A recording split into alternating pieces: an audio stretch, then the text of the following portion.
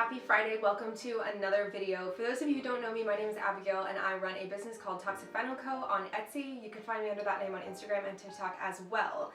Seeing as how I'm about as expert on vinyl records as they come, I thought today we would finally do a video about making art out of vinyl records. And originally this video was just going to be how to paint a vinyl record, but to be honest, there's so many other things you can do with records, and I've never seen anyone put all the information in one place because it's such a niche topic. So, thank you for joining me today. If you are here because you want to know a specific thing about records, let me tell you how we're going to break down the video. We have 8 different sections, and I'll put the timestamps below if you want to skip to a certain section. All of that being said, I would like to apologize if you can hear neighbors talking. All of my neighbors decided to have conversations very loudly today, and I've had to move spaces and switch cameras due to some technical issues. If I'm out of focus or the audio is weird, sometimes you do the best you can. Let me read you the topics that we are going to cover today in this video. The first is why use vinyl records for artwork. The second is things you can make out of a record. Third is the mediums that you can use on a record. Fourth is how to prime or seal a record. This is specifically for painting. Fifth is how I ship my records. Number 6 is heating and shaping records. This is for people who make like bowls and such. 7 is cutting and drilling records. 8 is things to be careful of when working with records. And 9 is how to store and display records. If you like small business and art content, consider hitting the like button and subscribing to the channel. I post new videos every Friday, assuming my neighbors are quiet enough.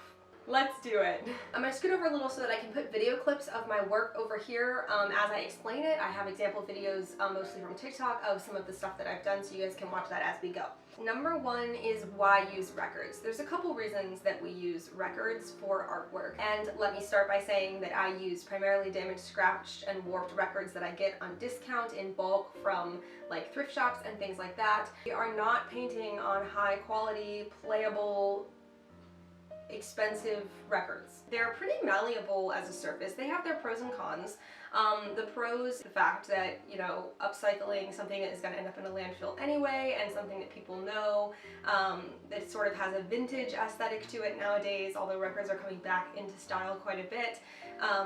They're a very cool canvas to work on. The cons are that they do have a hole in the center that you can't really get around. There are certain mediums you cannot use on them, and there are certain things you have to be really careful of, especially when it comes to melting records, as they can release toxins due to what they're made of.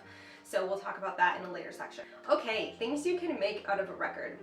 The things that I make primarily are paintings, obviously anything going on top of a record without changing the record's original shape, bowls, trays, jewelry. I sell earrings, but I know people can make rings and bracelets out of records. You can make clocks out of records. Is a pretty common one. It's not one that I've done, but I've seen it done multiple times. And then just about any shape that you can think of can be made out of a record. They do melt, they can be shaped, they can be softened and formed over things, and they can be cut into shapes. So there's a lot of different things you can do with them, but I primarily do paintings, bowls, and earrings. When it comes to doing art on top of a record, let's talk about the mediums you can and cannot use. The mediums you can use on records start with acrylic paint. That's your most common one. It's the one you see just about everyone using. It's the easiest to use on a record. You can use gouache and oil on a record with the right kind of preparation.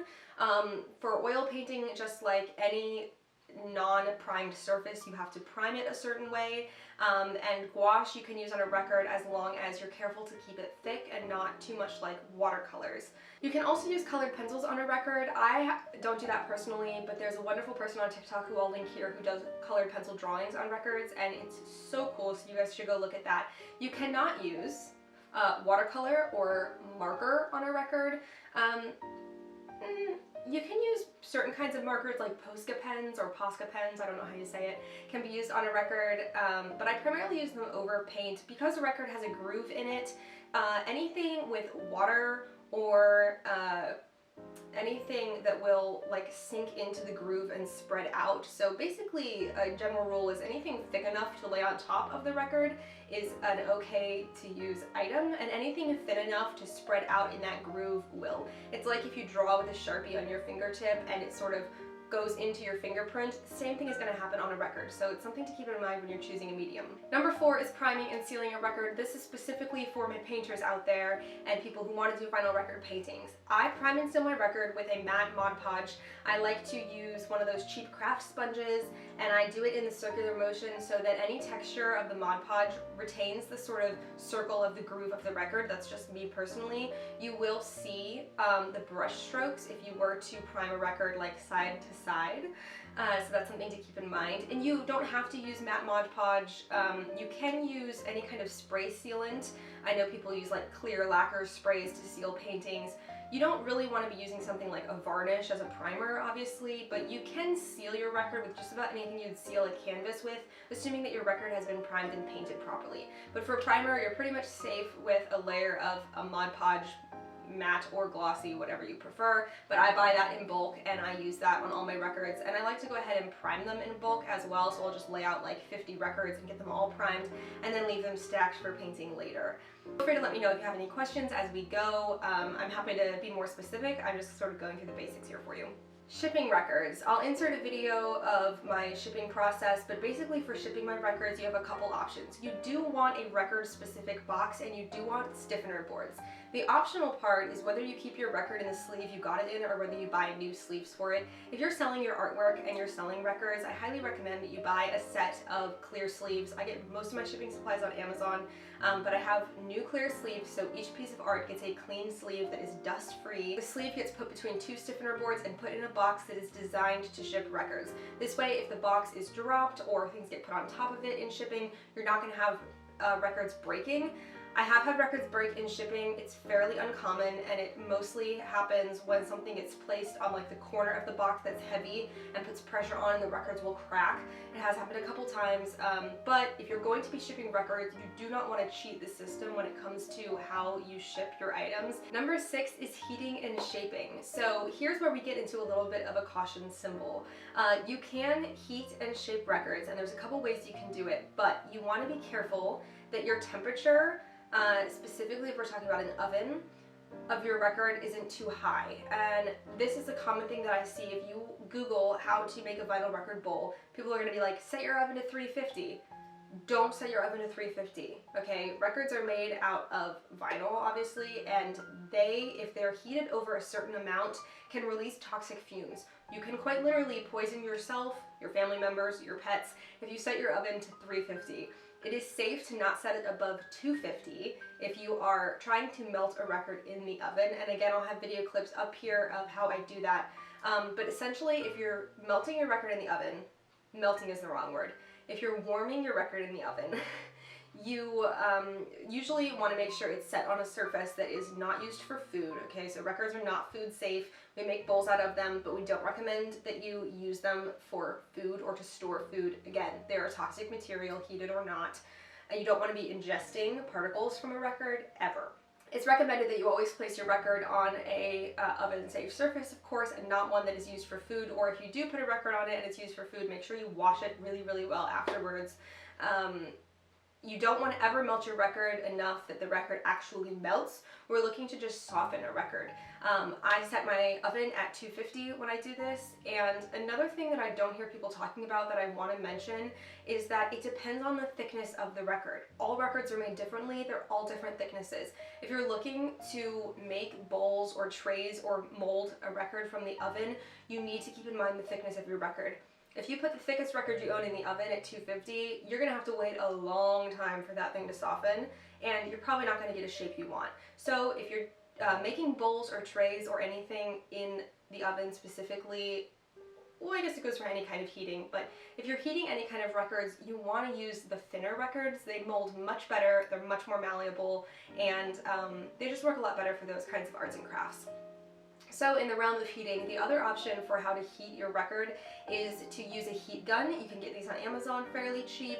You just have to be careful to not burn your hands, because if you're holding a record and you're heating a section of it so that you can cut through it or bend it, you know, the heat from that gun is going to affect you holding the record. And the same thing is true taking them out of the oven. They're very, very hot. It's recommended that you wear rubber gloves or something when you're working with them. Number 7 is cutting and drilling.